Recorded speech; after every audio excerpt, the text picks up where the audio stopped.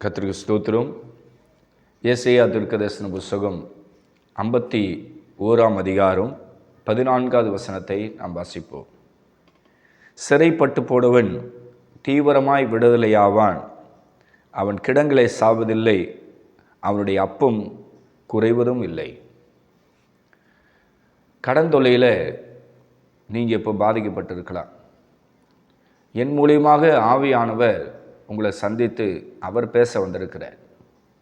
என் அன்பு சகோதரியே, என் அன்பு சகோதரனே, கடன் தொல்லைக்கு நீங்கள் தொடர்ந்து மனஸ்தாபப்படுறீங்க. கடன் தொல்லை மாறணும், என் கஷ்டங்கள் மாறணும், என் கண்ணீர் மாறணும், என் உபத்திரம் மாறணும்னு சொல்லி உங்களை அநேகர் உங்களுடைய கடன் பிரச்சனை மாறி அதில் பெரிய ஒரு விடுதலை வேணும்னு சொல்லி நீங்கள் கேட்குறீங்க. இங்கே ஏசாயா தீர்க்கதரிசன புஸ்தகம் 51ஆம் அதிகாரம் 14வது வசனத்தில் அப்பா உங்களோடு பேசுகிறார். உங்கள் ஏசப்பா, என் அன்பு சகோதரியே, உன்னோடு அவர் பேசுகிறாருமா. சிறைப்பட்டு போனவன் தீவிரமாய் விடுதலை ஆவான். கவனிச்சிங்களா? கடன் என்பது ஒரு சிறை, அது ஒரு அடிமைத்தனம். எப்படி இஸ்ரேல் ஜனங்க எகிப்து தேசத்தில் எப்படி அடிமைத்தனத்தின் நுகத்தில் எப்படி இருந்தாங்களோ, அதுபோல் சாத்தான் நூதனமாக உங்களை ஏமாற்றி கடன் வாங்க வச்சு, உங்களை லோன் போட வச்சு, உங்களை இன்ட்ரெஸ்ட்டு கடன் வாங்க வச்சு, கடத்துக்கு மேலே கடத்தை கொடுத்து உங்களை சாத்தான் முடக்கி வச்சுருக்கா. நீங்கள் கேட்பது என்ன? இதிலிருந்து ஒரு விடுதலை எனக்கு வேணும். இனிமேல் நான் கடன் பக்கம் போக மாட்டேன், இனி நான் லோன் போட மாட்டேன், இனி யாருக்கிட்டேயும் நான் பணமோ நகைகளோ கேட்டு வாங்கி வச்சு இப்படிப்பட்ட உபத்திரத்தில் மாட்டிக்க மாட்டேன். இந்த ஒரு முறை ஏசப்பா எனக்கு உதவி செஞ்சால் போதும், இனிமேல் நான் கடனே வாங்க மாட்டேன்னு சொல்லி கண்ணீரோடு கதறி கொண்டு இருக்கிற என் அன்பு சகோதரியே, என் அன்பு சகோதரனே, ஆவியானவர் சொல்கிறாரு, உன்னை நான் விடுவிக்க போகிறேன். எனக்கு ஒரு விடுதலை கிடைக்காதா? என் வாழ்க்கை மாறாதா? என் பிரச்சனை மாறாதான்னு சொல்லி ஆயிரக்கணக்கான ஜனங்க இந்த கடன் சுமையில் பாதிக்கப்பட்டு கண்ணீரோடு இருக்கிறாங்க. ஒரு சிலர் பேர் பார்த்தீங்கன்னா வாங்குகிற சம்பளம் ஃபுல்லாகவே வட்டி தான் கட்டுறாங்க. ஒரு மாதம் ஃபுல்லாக எங்கன்னா கூலி வேலை செய்கிறாங்க, அங்கு 1000 வேதனைகள் அனுபவிக்கிறாங்க. ஒரு இடத்துல வேலைக்கு போனால் அங்கே நிம்மதியாக வேலை செய்ய முடியாது. உங்களுக்கே தெரியும், அங்கே ஓனரோட ப்ரெஷர் இருக்கும், அங்கே ஒரு சூப்பர்வைசரோட கொச்சல் இருக்கும். அந்த அதாவது வேலைக்கு போகிற இடத்துல திடீர்னு ஒரு 4 பேர் உங்களுக்கு விரோதமாக எழும்புவாங்க. இதெல்லாம் நீங்கள் கடந்து போகக்கூடிய பாதை தான் அது. ஏன்னா வேலைக்குன்னு போயிட்டாவே அங்கே கண்டிப்பாக நம்ம உழைச்சா கூட அங்கே மரியாதை இருக்காது, நல்ல பேர் இருக்காது. அந்த காசு கையில் வர வரைக்கும் அது ஒரு போராட்டம், அது ஒரு திகிலை கொடுக்கும். இதை தாண்டி சம்பளமே கையில் வந்தாலும் உடனே அதை கொண்டு போய் இன்ட்ரெஸ்ட் கட்டணும். எப்படி இருக்கும் மனுஷனுடைய வேதனை? எப்படி இருக்கும்? கடன் தொல்லையில் பாதிக்கப்பட்டவங்களுக்கு மாத்திரம்தான் நான் சொல்கிறது தெளிவாக புரியும். கவனிச்சிங்களா? கடன் தொல்லையில் பாதிக்கப்பட்டவங்களுக்கு தான் நான் சொல்கிறது ரொம்ப ரொம்ப தெளிவாக புரியும். ஏன்னா நம்ம சேனலே ஃபுல்லாகவே கடன் தொல்லைக்காக ஜெபிக்கிற சேனல். கடன் தொல்லையில் யாரெல்லாம் பாதிக்கப்பட்டு இருக்கிறாங்களோ அவங்களுக்கெல்லாம் ஜப உதவி செய்யவும், அவங்களுக்கு பிரசங்கம் பண்ணவும், அவங்களுக்கு ஆறுதல் சொல்லி, அவங்கள தைரியம் சொல்லி, அவங்க கர்த்தர் பக்கம் விசுவாசத்தில் வளர்த்தெடுப்பது தான் இந்த ஊழியத்துடைய நோக்கம். நீங்கள் ஒருவேளை கடன் தொல்லையில் பாதிக்கப்பட்டிருந்தால் தாராளமாக எனக்கு நீங்கள் ஃபோன் பண்ணலாம். என்னோடய நம்பரை ஸ்க்ரீனில் போடுறேன், நீங்கள் நோட் பண்ணிக்கின்னு உங்களுக்கு விருப்பம் இருந்தால் உங்களுடைய சொந்த சகோதரனை என்னை நினச்சா நீங்கள் கால் பண்ணி உங்களுடைய மனவேதனையும் உங்களுடைய கடன் பிரச்சனைகிட்ட சொல்லி ஜெபம் பண்ணி கொள்ளலாம். ஓகேங்களா? தயக்கப்படாதீங்க. கடன் தொல்லை ஏற்பட்ட பிறகு ஒரு மனநோயாளி போல் மனுஷன் மாறிடுவான். வாழ்க்கையில் நிம்மதி இருக்காது, சமாதானம் இருக்காது. 24 மணி நேரம் அந்த கடனை பற்றியே மனுஷன் சிந்திச்சுன்னு இருப்பான். கடன் எப்படி கட்டுறது, அசல் எப்படி கொடுக்குறது, இன்ட்ரெஸ்ட் எப்படி கட்டுறது, என்னால் முடியலையே அப்படின்னு சொல்லி மனுஷன் இன்றைக்கி கதறி கொண்டு இருக்கிறான். நீங்கள் தெரிஞ்சோ தெரியாமலோ கடன் வாங்கியிருந்தால் நீங்கள் ஆண்டவர்கிட்ட மன்னிப்பு கேளு, அனுதினமும் கேளு. நேற்றைக்கு மன்னிப்பு கேட்டேன், எனக்கு விடுதலை கிடைக்கல சொல்லி நினைக்காதீங்க. இப்போ கேட்டிங்களா? இந்த நிமிஷம் கேட்டிங்களா? அதை யோசிங்க. சில பேர் யோசிக்கிறாங்க, நான் பல முறை கண்ணீரோடு மன்னிப்பு கேட்டேன். கர்த்தருக்கு ஸ்தோத்திரம். அப்போ பாருங்கள், சில பேர் எத்தனையோ முறை போய் நான் வந்து ஏசப்பா கிட்ட கெஞ்சி ஜெபம் பண்ணேன், கண்ணீரோடு ஜெபம் பண்ணேன், பாவ மன்னிப்பு கேட்டேன், கடன் தொல்லை எனக்கு ஏற்பட்டிருக்கு, என்னை காப்பாற்றுன்னு சொல்லி கேட்டேன், எனக்கு விடுதலை கிடைக்கலன்னு நினைக்கிறாங்க. ஓகே, நீங்கள் போன மாதம் ஜெபம் பண்ணீங்க, போன வாரம் ஜெபம் பண்ணீங்க, நேற்றைக்கு ஜெபம் பண்ணீங்க, இப்போ மன்னிப்பு கேட்டிங்களா? இப்போது அப்பா கிட்ட சாரி கேட்டிங்களா? ஆண்டவரே, நான் கடன் வாங்குனது தப்பு, இன்ட்ரெஸ்ட்டுக்கு வாங்குனது தப்பு, வட்டிக்கு வாங்குனது தப்பு, பேங்க்கில் லோன் வாங்குனது தப்பு, நான் வந்து சொந்தக்காரர்கிட்ட நகை வாங்கி நான் வந்து அடமானம் வச்சேன், அதுவும் தப்பு தான், நான் தப்பு பண்ணிட்டாண்டவர், நான் தப்பு பண்ணிட்டான்னு சொல்லி உங்களை எத்தனை பேர் கதறி கதறி கதறி கதறி அனுதினமும் ஆண்டவர்கிட்ட மன்னிப்பு கேட்குறீங்களோ, உங்களுக்கு ஆண்டவர் விடுதலை தருவார். ஏன்னா சில பேர் பார்த்திங்கன்னா கடன் வாங்கிட்டு அப்படியே துணிகரமாக இருப்பாங்க. கடைக்காரங்கிட்ட இவங்க மோசமாக பேசுவாங்க, அவனை காட்டிலும் இவங்க ரொம்ப மோசமாக பேசுவாங்க. ஒரு சில பேர் கடன்காரனுக்கு பயப்படுவாங்க, என்ன அவனுக்கு பதில் சொல்கிறதுன்னு தெரில, நேற்றைக்கு ஒரு பொய் சொன்னேன், இப்போ என்ன பதில் சொல்கிறது, என்ன பொய் சொல்கிறது, ஒன்றுமே புரியலன்னு சொல்லி, அதாவது இருதயத்தில் ஆண்டவர் பயம் இருக்கிறவங்க கடன்காரனுக்கு என்ன பதில் சொல்லி பயப்படுவாங்க. தெய்வ பயம் இல்லைன்னு சொன்னால் கடன்காரனுக்கும் நமக்கு சண்டை தான் ஏற்படும். அவன் ஒன்று கேட்பான், நம்ம ஒன்று சொல்லுவோம், அதுக்கப்புறம் வாக்குவாதம் ஆகிடும், சண்டை ஆகிடும், பிரச்சனை பெருகும். என் காசை அவன் சொல்லுவான், நம்மளால் கொடுக்க முடியாது. இப்படி பயங்கரமான வாக்குவாதம், சண்டை, பிரச்சனை, கோர்ட்டு வரையும் போகிறது, கொண்டு போய் அங்கே ஸ்டேஷனில் கம்ப்ளைண்ட் கொடுப்பாங்க, ரவுடிகளை வச்சு மிரட்டுவாங்க. ஏன்னா கடன் என்பது சாதாரணமான விஷயம். அதாவது ஒரு 5000 10,000 கடனா கூட பரவாயில்ல, லட்சக்கணக்கில் கோடிக்கணக்கில் கடன் வாங்கிட்டோம்னா கண்டிப்பாக பயங்கரமான நிர்பந்தம் ஏற்படும். இல்லை வீடு கட்டுறதுக்கு பேங்க்கில் லோன் வாங்கிட்டீங்கன்னு வச்சிங்களேன், குறித்த நேரத்துக்கு நீங்கள் அந்த இஎம்ஐ கட்டலைன்னா பேங்க்காரன் வருவான், இறக்கெல்லாம் பட மாட்டான், வருவான், உங்களை வெளியே தள்ளிட்டு வீட்டுக்கு சீல் வச்சுட்டு போயினே இருப்பான். ஒரு வீடியோவோடு வருவாங்க. அந்த வீடியோ கேமரா எடுத்துன்னு வந்து அப்படியே வீட்டில் என்னென்ன பொருள் இருக்குது அப்படின்னு சொல்லி அப்படியே பார்த்து சீல் வச்சுட்டு போயிடுவான். அவ்வளோதான், வீடு ஜப்தி ஆகிடும். ஐயோயோ, ஏன் பேங்க்கில் லோன் வாங்கணும்னு தெரிலன்னு சொல்லி நிறைய பேர் வேதனைப்படுவாங்க. அதனால் நீங்கள் ஒரு சின்ன கடை வாங்கிறது கூட யோசிக்கணும். நாளை பின்ன நம்ம குடும்ப கௌரவம் பாதிக்கப்படுமா, நம்ம பிள்ளைகள் பாதிக்கப்படுவாங்களா, நம்ம மனைவி பாதிக்கப்படுவாங்களா? ஒரு ஆணானவன் ரொம்ப ரொம்ப யோசிக்கணும். அதாவது திருமணமானவங்களோடு நான் பேசுகிறேன், உங்களுக்கு ஒய்ஃபு பிள்ளைங்க இருந்தால் நீங்கள் ரொம்ப ரொம்ப யோசிக்கணும். ஆண்களாகி நீங்கள் வந்து ரொம்ப ரொம்ப யோசிக்கணும். நம்மளால் நம்ம குடும்பம் பாதிக்கப்படக்கூடாது அப்படின்னு சொல்லி ஒவ்வொரு ஜென்ஸும் யோசிக்கணும். கடன் வாங்கிட்டு யோசிக்கக்கூடாது, கடன் வாங்கிறதுக்கு முன்னாடி யோசிக்கணும். இப்போ கடன் வாங்குகிறோம், நம்ம நிர்வாகத்தை தாண்டி நம்ம வாங்கியிருக்கிறோம், நம்ம பிஸ்னஸில் போதுமான வருமானம் வருமா, இதை அடைக்க முடியுமா என்பதை யோசனை பண்ணணும். யோசிக்காமல் நீங்கள் அந்த நேரத்துக்கு ஒரு அர்ஜென்ட் சொல்லி அந்த பிரச்சனையை சமாளிக்கணும்னு சொல்லி ஒரு இன்ட்ரெஸ்ட்டுக்கோ ஒரு வட்டிக்கோ இல்லை பேங்க்கில் லோனுக்கோ எடுத்து மாட்டிக்கினீங்கன்னா அவ்வளோதான். இதில் ஃபோனில் ஆன்லைனில் வந்து கடன் வாங்கிறது ரொம்ப ரொம்ப ஆபத்தானது.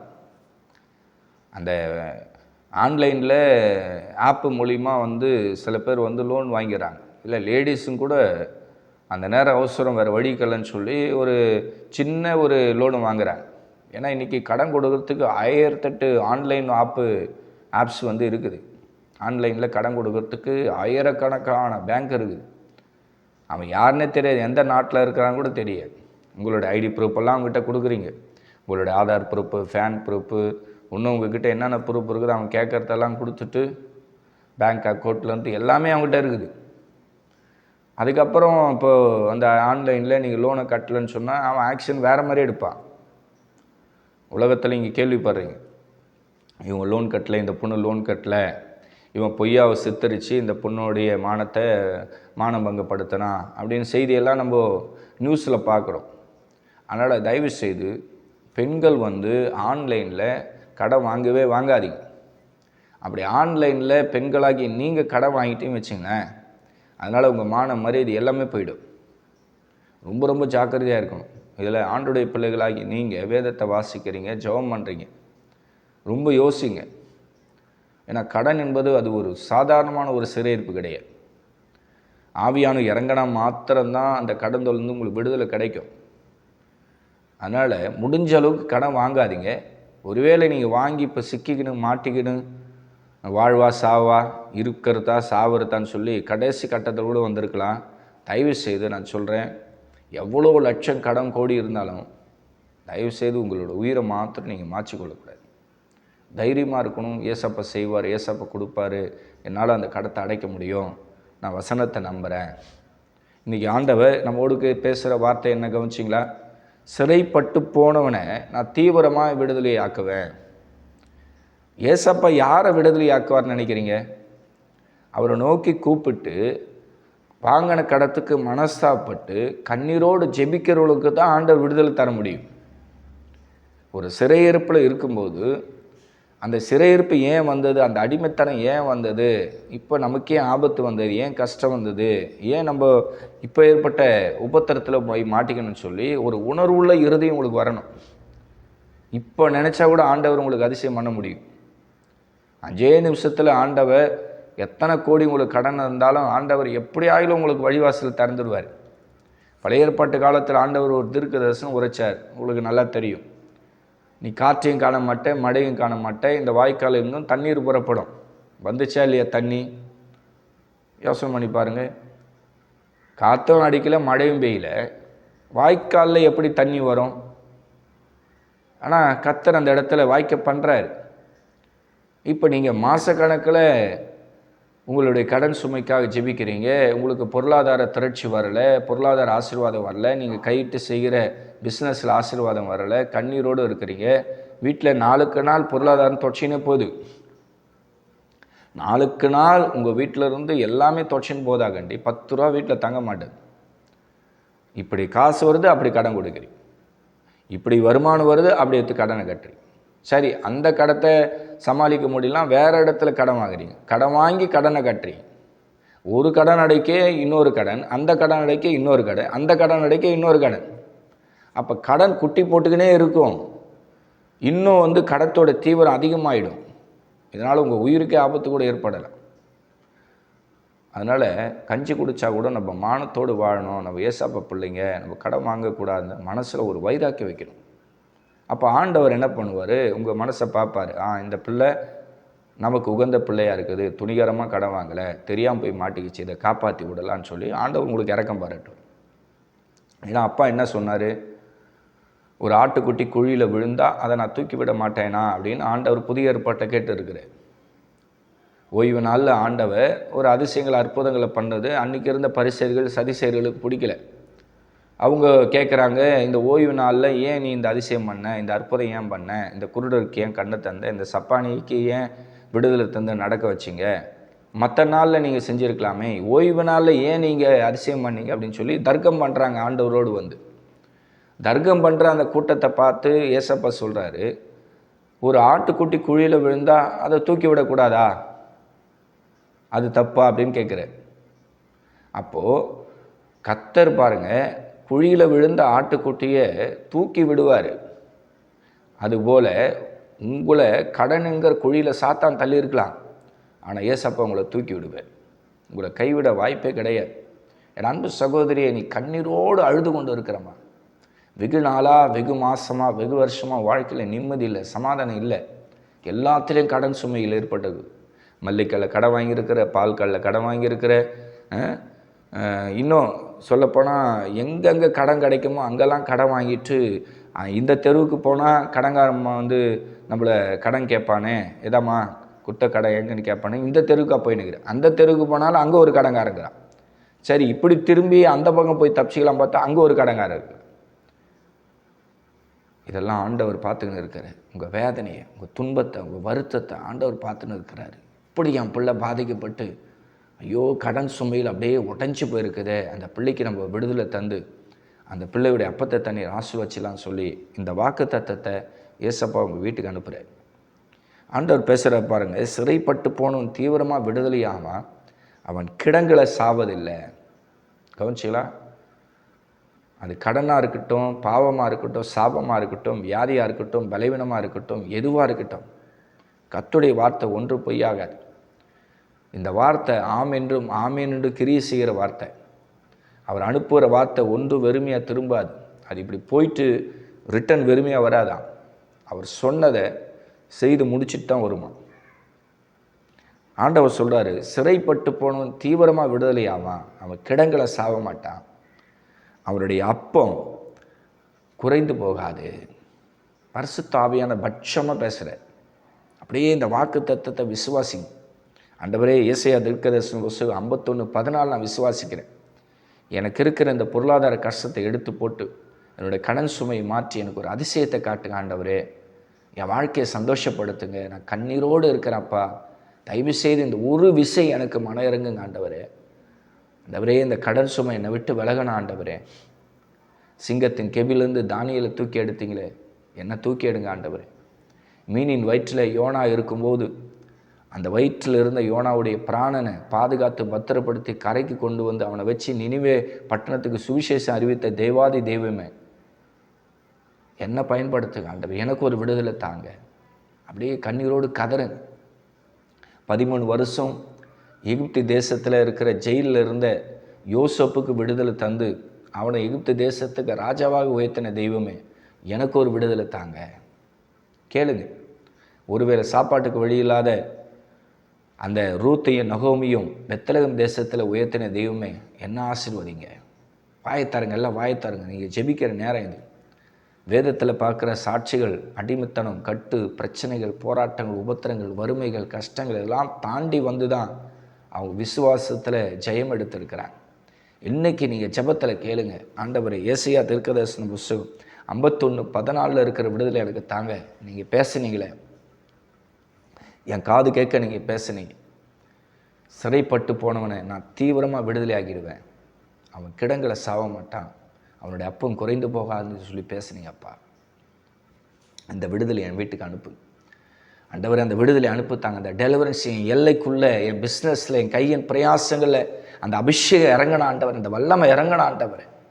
இன்றைக்கி நான் கேட்குற விடுதலை எனக்கு தாங்க ஆண்டவர்னு சொல்லி உங்களை எத்தனை பேர் அதிக பாரமாக ஊக்கமாக கர்த்தரை நோக்கி கண்ணீரோடு ஜெபிக்கிறீங்களோ அவங்களுக்கெல்லாம் ஏசப்பா விடுதலை தரப்போகிறேன். உங்கள் கண்ணீர் துடைக்கப்படும், உங்கள் பிரச்சனைகள் மாறும், உங்கள் எல்லைக்குள்ளே அந்த பிசாசு வராது. அந்த கடன் என்கிற சாபக்கட்டை கர்த்தர் உடைப்பார். முழு விசுவாசத்தோடு சொல்கிறேங்க. கர்த்தர் தன்னுடைய வாக்குத்தத்தத்தில் இருக்கிற அபிஷேகத்தை உங்களுக்கு அனுப்புவார். அவருடைய வாக்குத்தத்தத்தில் இருக்கிற கிருபை உங்கள் மேலே வந்து நேரிடும். ஆண்டவர் உங்களுக்கு வெளிப்படுத்தியிருக்கிற இந்த வாக்குத்தத்தத்தில் இருக்கிற தேவனுடைய இரக்கம் உங்கள் மேலே வந்து இறங்கும். உங்கள் சாபக்கட்டெல்லாம் உடையும். உங்கள் அடிமைத்தனத்தின் நுகத்தை உடைப்பார். ஏசப்பா உங்களை வாழ வைப்பார். உங்களை ஆண்டவர் சந்தோஷப்படுத்துவார். என் அன்பு சகோதரி, வாழ்க்கை ரொம்ப ரொம்ப பிளஸ்ஸிங்காக மாறப்போகுதுமா. நீ கேட்குற விடுதலை அப்பா உனக்கு இப்போ தந்துட்டாருமா.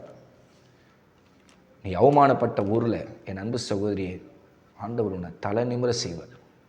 என் அன்பு சகோதரி, பிஸ்னஸை இழந்துட்டு, குடும்பத்தில் நிம்மதி சமாதானத்தை இழந்துட்டு, சாப்பாடுக்கு வழி இல்லாமல் கண்ணீரோடு தவித்து கொண்டு இருக்கிற என் அன்பு சகோதரனே, உன்னை இந்த தேவாதி தேவன் உயர்த்துவார். இந்த ராஜா உனக்கு சமீபந்திருக்கிற, உன் அப்பா உனக்கு சமீபந்திருக்கிறார்ப்பா.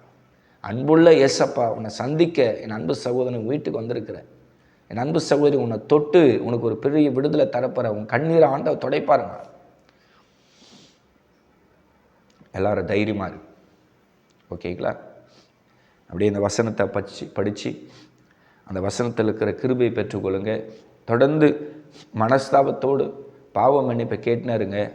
இந்த வசனம் உங்கள் வாழ்க்கையில் நிறைவேறி உங்கள் கடன் தொல்லை முற்றிலுமாக மாறி உங்களுக்கு நல்ல வருமானத்தையும், நல்ல தீர்காயுசையும், நல்ல செல்வத்தையும், நல்ல எதிர்காலத்தையும் கர்த்தர் தருவார். பரலோக ராஜ்யத்திலையும் ஆண்டவர் உங்களை மகிமையாக வெற்றி சிறக்க செய்வார். அடுத்த தேவ செய்தியில் சந்திக்கிறேன். கர்த்தர் உங்களை ஆசீர்வதிப்பாராக.